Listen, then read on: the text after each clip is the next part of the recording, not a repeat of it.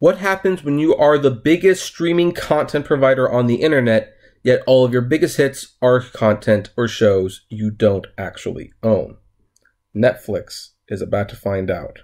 Hey everyone, this is Kevin the Apptrepreneur, and I've talked about Netflix several times on this channel. It's become one of my new favorite topics. I know they don't get nearly as many views as the Uber videos, but I enjoy discussing Netflix sometimes.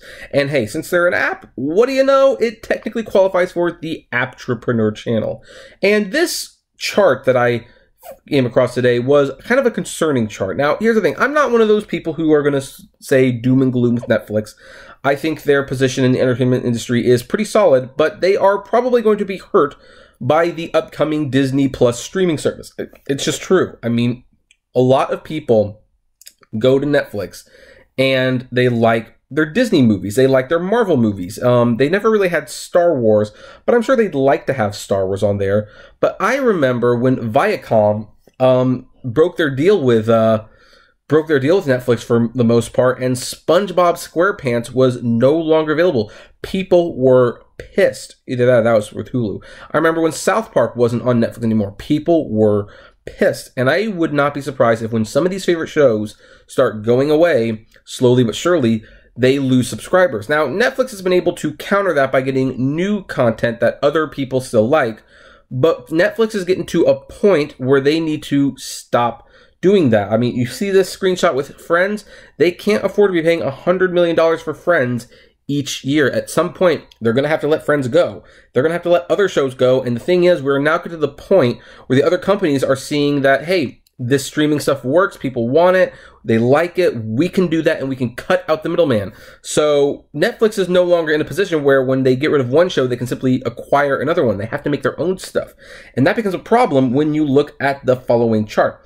Now, I normally read the article first, but let's just look at this chart. These are, sorry, my nose is itchy, the most viewed Netflix shows as a percentage of all Netflix views. Now, this information was not compiled by Netflix themselves. It was compiled by a third-party person who looks at browser history. And notable things like Stranger Things. Notable shows like Stranger Things are not on the list, so you have to take it with a grain of salt. But this is a very, very concerning list. Their number one show is The Office. Totally not surprises me. In fact, so many people watch The Office on Netflix. I think some people think it is a Netflix show. They don't realize it was on ABC at one point. Then you have Friends. Again, another popular show. Does not surprise me. They just made headlines that Netflix paid $100 million for Friends, and next year Friends is definitely going to go away. Then you have Parks and Recreation, another show that I see.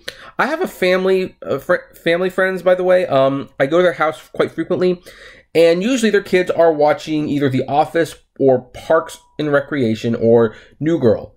All shows that are on this, and that's usually what they're watching. They're not watching a whole lot else. You also have Grey's Anatomy, you get Supernatural, then you have that 70s shows, then Criminal Minds, then NCIS, and then finally, after several, that's, let's see here, 1, 2, 3, 4, 5, 6, 7, 8, 9. You get to the 10th spot on this list, and you finally have a semi-Netflix original show. That's Arrested Development. Now, Netflix doesn't own Arrested Development, but they did fund the latest season and apparently might be funding more. Then after that, you get to Shameless, Gilmore Girls. Again, Netflix doesn't own that show, but, you know, they did make the latest season. And then you have Frasier. And then finally, Orange is the New Black. Orange is the New Black. 1, 2, 3, 4, 5, 6, 7, 8, 9, 10, 11, 12, 13, 14 spaces. And you finally have a Netflix show that is considered a big enough draw to make it on this list. And look at how far away from The Office it is.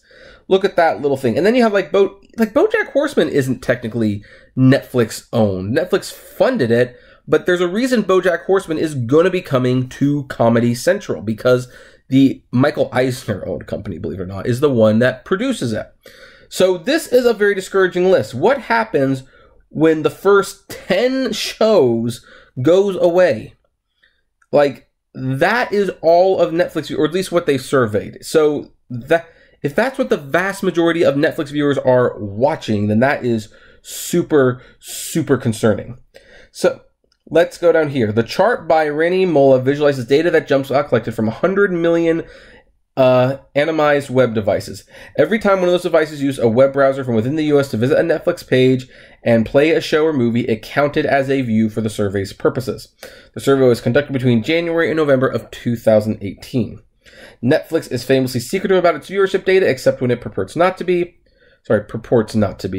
And the absence from this chart of the Netflix hit series Stranger Things, which routinely pops up in datasets like this one as one of its most watched shows, does give me some pause about the accuracy of Jump Shot's numbers.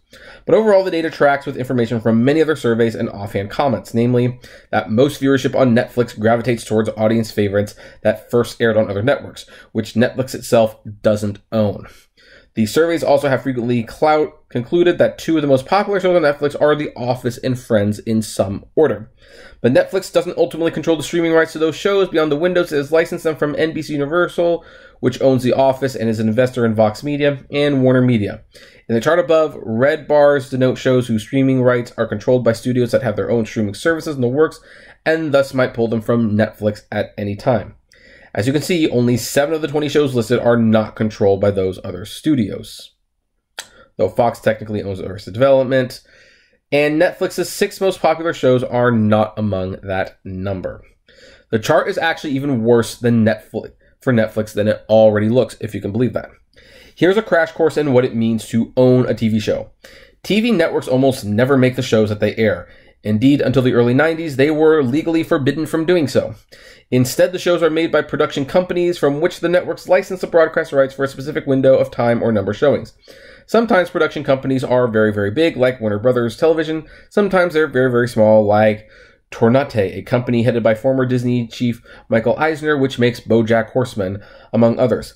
But they are companies actually doing the work of making sure TV shows get made, they hire the talent, set budgets, and try to keep the trains running on time. Networks are only able to collect the money they make directly from selling ads, from charging cable companies carriage fees, which your cable company pays per customer to the network itself, or from subscription fees. This is where networks like Netflix come in. Production companies collect all of the other streams of revenue like DVD sales and selling reruns of shows in syndication. Thus, airing a show like The Office was great for NBC, as any network can make lots of ad money from a hit show, but there's substantially more money involved for NBC Universal, which produced The Office and will make money off of it perpetually. Just think about how long the reruns of The Twilight Zone and I Love Lucy have run to get a sense of the money involved. Now, traditionally, a TV network has little hack to the system in that it usually is part of a gigantic corporation that owns a production company. In the case of The Office, for instance, the show aired on NBC and was produced by NBC Universal, so all of the money it made from ad revenue to DVD sales to streaming sales and to so many other revenue streams went back to the same place. Netflix, until recently, didn't have as robust an integrated production system as other companies, so it relied on leasing content from other production companies' libraries, shows like The Office and Friends and The Flash, which first aired elsewhere, and on purchasing its original series from other production companies. Only in the last couple of years has it finally started owning the movies and TV shows it produces outright. But what this means is that the chart above is even more devastating for Netflix than it might look at first. By my count, Netflix fully controls the rights to only 2 shows in that list, Black Mirror and Big Mouth, both of which it produces in league with smaller production companies who don't have the leverage to demand some sort of rights-sharing agreement. Every other show on the list is controlled by some major outside entity in some way or another. Now, it's distinctly unlikely when it comes time for Netflix to re-up its commitment to BoJack Horseman or Orange is the New Black, which is owned by Lionsgate Television, that either show is going to suddenly decamp for Hulu or Amazon. There is substantial value to having your TV show on the world's largest streaming platform, but the fact that either show could is something Netflix still has to guard against. Similarly, a show like Frasier, whose rights are controlled by CBS TV's library, has been consciously licensed out to all major streaming companies. That specific strategy means the show will likely remain on Netflix for some time to come. But there are no guarantees, and as more and more media companies increasingly view Netflix not as a way to make money off their older shows while getting those shows seen, but as a competitor, the value of those shows will only go up, as a recent $100 million deal to keep Friends on Netflix for a single year suggests.